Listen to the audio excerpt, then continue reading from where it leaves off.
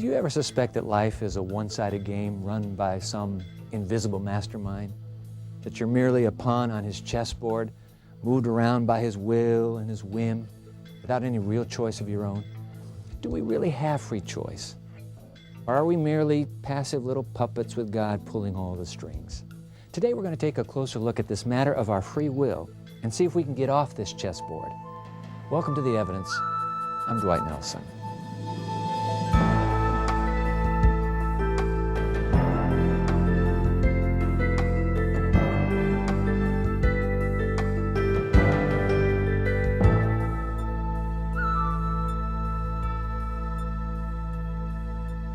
Okay, here's the picture from the first chapter of Genesis. God creates Adam and Eve. He puts them in the Garden of Eden, and He forbids them to eat of the fruit of the tree of the knowledge of good and evil. Then He allows them to be tempted. As a God who sees the end from the beginning, He had to know what would happen. Did He purposely set them up for a fall? Were they bound to eat the forbidden fruit? Did they have a choice? Did they have free will, or were they being manipulated by God's sovereign will? Theologians have devoted entire books to questions like these, and we've got only a half hour in The Evidence to wrestle with that question. But I'm grateful that joining me to help us think through this issue is Dr. Jean Sheldon from Pacific Union College up in Northern California. Jean, nice to have you. Thank you, Dwight. This is the $6 million question. God, all-knowing as He is, sees the future, knows that Adam and Eve are going to crash and burn. Why did He even bother creating them? Well, it seems to me in order to understand that question, it is the most important and probably the most difficult question to answer in the universe. But in order to do that, we need to lay everything out on the table, because God is more than just foreknowledge.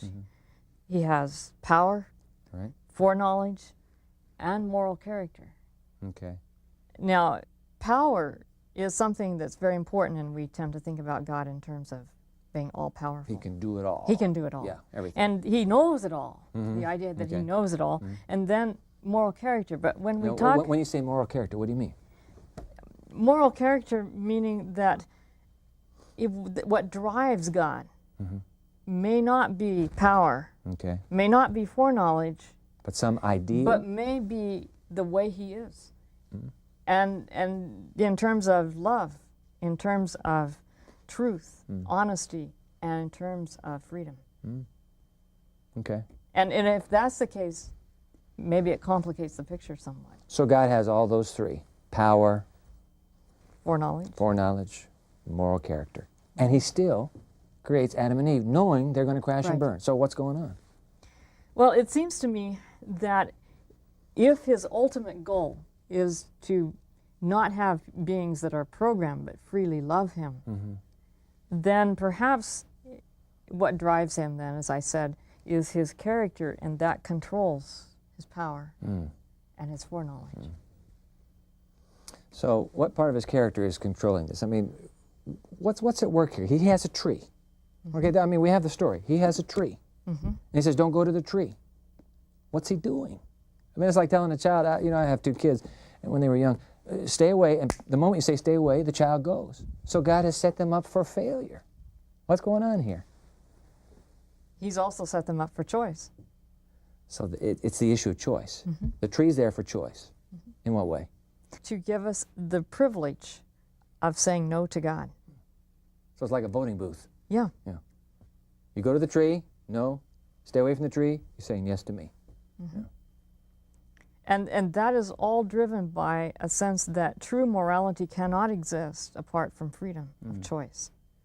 That is, if I love someone simply because I'm controlled, then I cannot be totally, it is not totally genuine.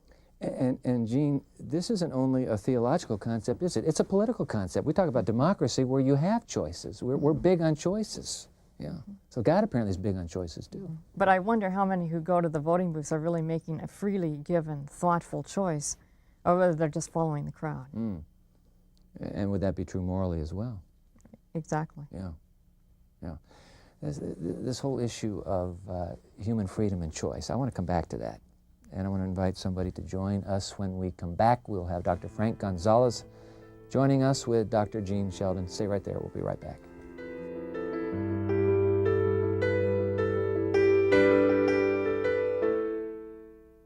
I Learn English, you can also on Hello Channel. Our next guest is Dr. Frank Gonzalez, a theologian whose voice is heard in many parts of North America and throughout much of South and Central America as well. He is the speaker of La Voz de la Esperanza, the voice of hope. That was very well said. Frank, good to have you at our table. Thank you, sir. We've been having a conversation here, Gene, Sheldon, and I, about God's foreknowledge. So he makes this pair in the garden, knowing that they're going to fall. God's faced with an ethical choice. Gene, let's just pick up where we left off. What's that ethical choice for God? It's power versus moral character, in my opinion. In other words, I have the power to do something, but is it the right thing to do? And can I limit my power for the sake of some greater purpose? Or must I act a certain way just because I have the power to do it? But then, Frank, knowing the future, foreknowledge, God's foreknowledge, does that make the future have to be because God knows it? Is he causing the future by knowing it? This is a question that many theologians have debated. You're right. God is trying, remember, to do things in his image. And he is trying to produce humans, not robots. He is trying to bring heaven to earth, and he is trying to create real individuals. And we as parents know that, I mean, we would prefer to program our kids' activities from the morning to the evening. We would like to tell them everything that they should say and they should do. But and make that bed every single day. And you know what? It would probably work to some extent. But we would have something other than real children. We would develop something that is akin to ourselves, but something that's not real and true. For a person to be true, that person has to make true choices. And so the fact that God knows that you're going to make that choice in advance is not making you make that choice. Absolutely is what you're not. saying. No. I think that's very true, and it seems to me that the choices that we make, if in any way they are programmed or manipulated, they're not real, genuine choices. How so? Well, if I'm told to love my mom, for example, say I'm a child and I'm told to love my mom, and I say, I love you, Mom, but that isn't my free, voluntary response. It's simply I've been told to do it. Then I'm not actually morally responding in love. I'm simply doing what I've been told to do. So if God, by his foreknowledge, actually controls me, something like the law of command, where he's actually setting it down, you have to stop at that stoplight and cross the road there and turn left, whether you want to or not. If that's predeterminate, and I make that move, it's not free and it's not real. I've simply been put there. Likewise, if I'm told, because I've chosen for you to love me, therefore you must, and I do, it's not real love. But then let's go to the barrio, Frank. Okay, we'll go to the street, because maybe I'm still in the jam. 5 generations behind me, all alcoholics. I'm an alcoholic. I didn't have a choice. I got forced into this. Yes. Look, in the barrio, we want God to pull some strings, because, because too many things, too many entities are pulling all the wrong ones. And what we have is a situation where people are seemingly enslaved to an environment in which they find themselves in. They can't break out of that shelf.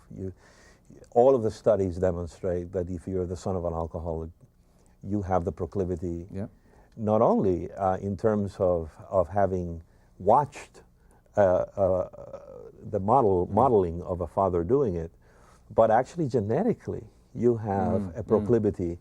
You don't even... So am I really free to choose then? Because I'm bound by my genes. The son of an alcoholic does not have the choice of being a social drinker, if there is such a thing. But some people say that exists. If that exists, that is not a choice that the son of an alcoholic can make, because one drop of alcohol will make him an addict. Then I'm not as free as Adam and Eve. God has me in a box. I'm bound by the past. Yes. So how do I get out of this box? I think there's a danger in projecting back to Adam and Eve the things that hamper us today. Okay.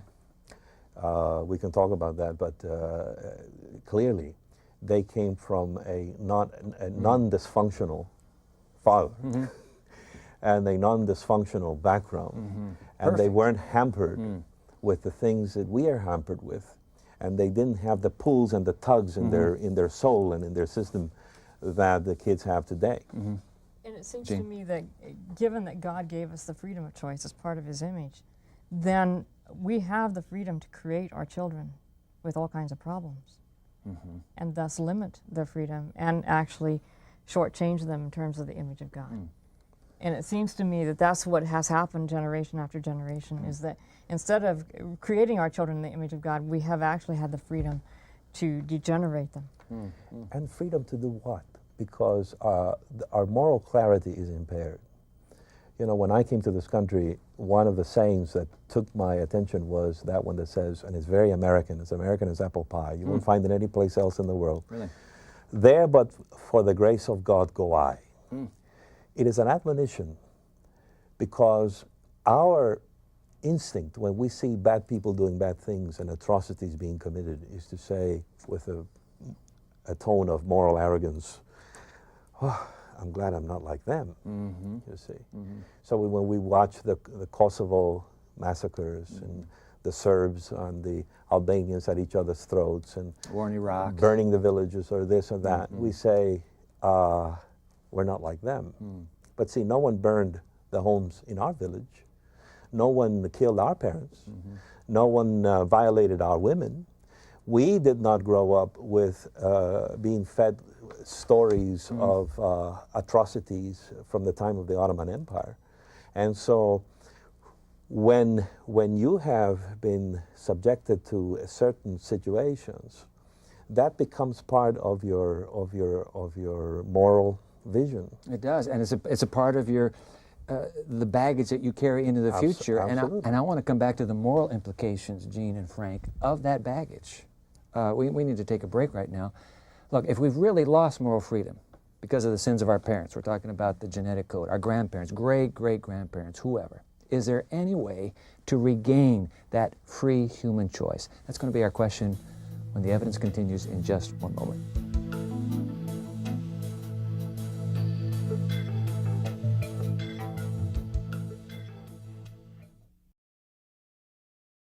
Looking for a brighter future? Learn English and make it happen on Hello Channel.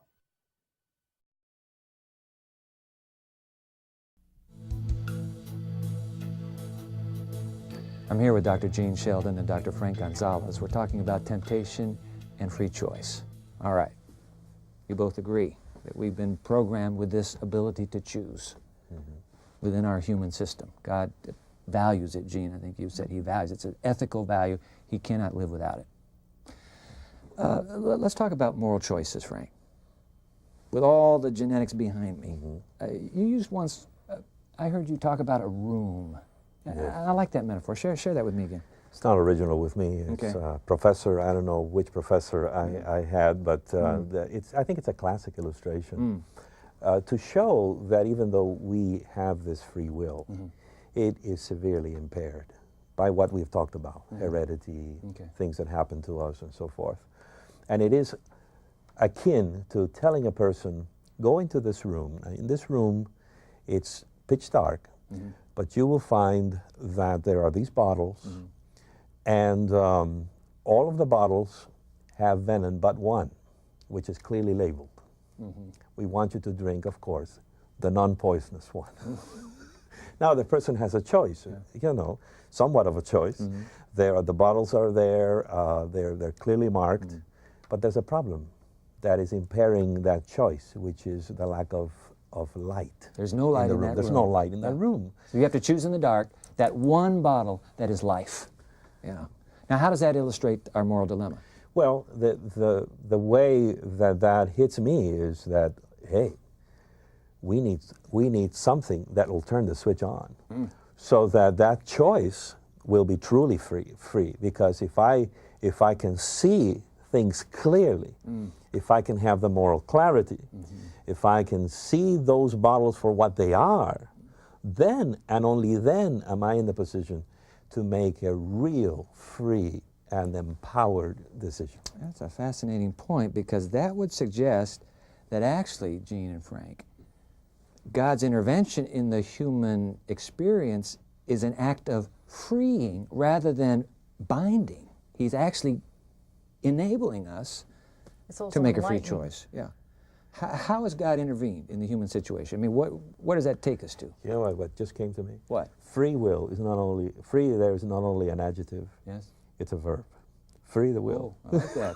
That's good. So God gave us free will, adjective at the beginning, but as this will became impaired through the realities of a corrupt world and all of the things that have happened, now we need God to free Free the will. the will.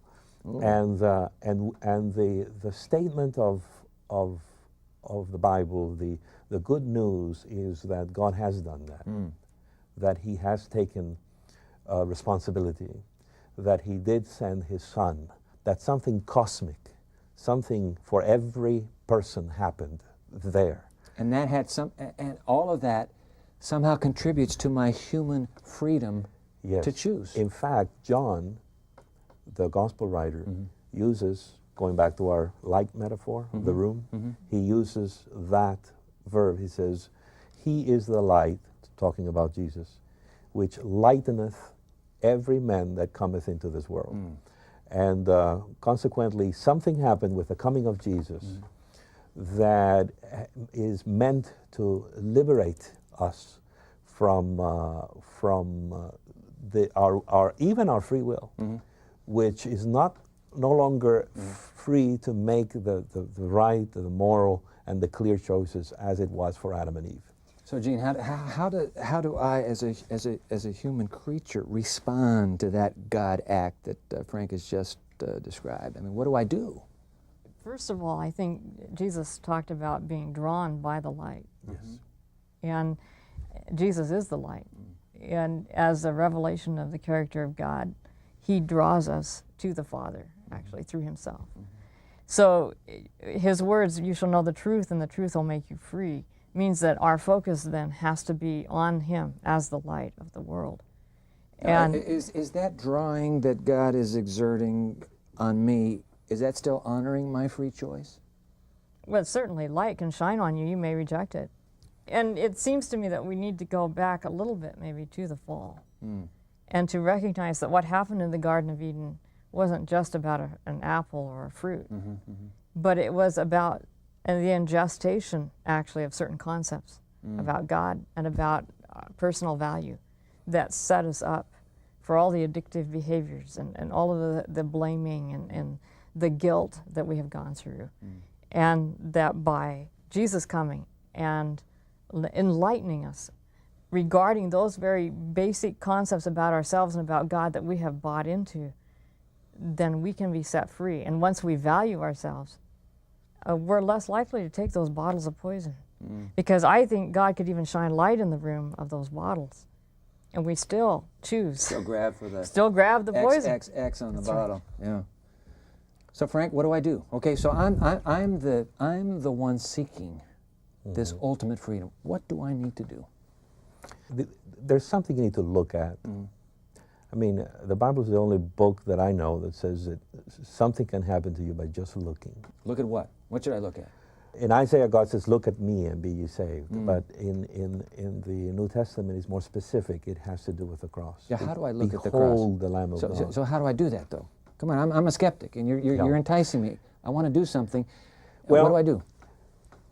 Look at what happened there, the claims of the gospel. The claims of the gospel is that God did something for you there while you were an enemy, while you were hostile or indifferent. God is not waiting for you to do something in order for Him to do something for you. That's the good news of the gospel. He has liberated you. He has lifted you from condemnation to freedom. He has put you from being a slave to to the things that of your heredity and the things that cost you bondage. He has given you freedom. So it comes with believing that something has happened already, not that you need to do something. And but that in that God Yeah. gift, my ultimate freedom can be experienced. Yes, Yeah. yes. And within that we are promised the Holy Spirit, which is sent to us to help us with this vision, this light, this moral clarity. Frank and Jean, thank you for helping us tackle really it's a gut issue of the human journey. Thank you very much for being here. Thank you. I'm going to be right back with some final thoughts. Stay with us.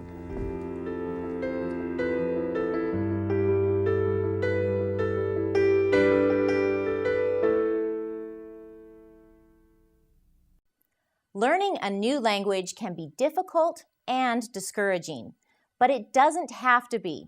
Hello, I'm Karen, introducing Hello Channel, the revolutionary new channel designed especially to teach English. If you can speak English, the future is open for you, since speaking English means greater opportunity and higher paying jobs. By watching Hello Channel, you are immersed in this valuable language. You'll hear the words being spoken. You'll see the speakers' mouths when they say the words. You'll read what's being spoken in large, clear subtitles. And you'll speak out loud, practicing what you have just learned. There is no better or faster way to learn a language than total immersion. Hello Channel does exactly that. There's programming on every level so you can watch the shows that are just perfect for you. Whether you've spoken a little English, a great deal of English, or none at all, the Hello Channel has something for everyone.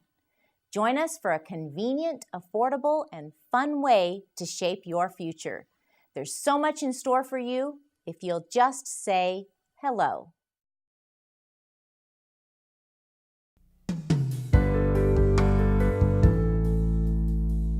Have you ever wished there were no such thing as free will? Maybe you think you'd be better off if God would simply take over your life and run it for you, kind of like a benevolent dictator. That way you'd have no temptations, no alternatives, and no wrong choices to make. Of course, that also means you'd have no mistakes to learn from, no lessons from experience, no way to develop moral qualities that differentiate human from beast, and no way to grow in a personal relationship with your Creator. But here's great news. There's a positive alternative for every one of us.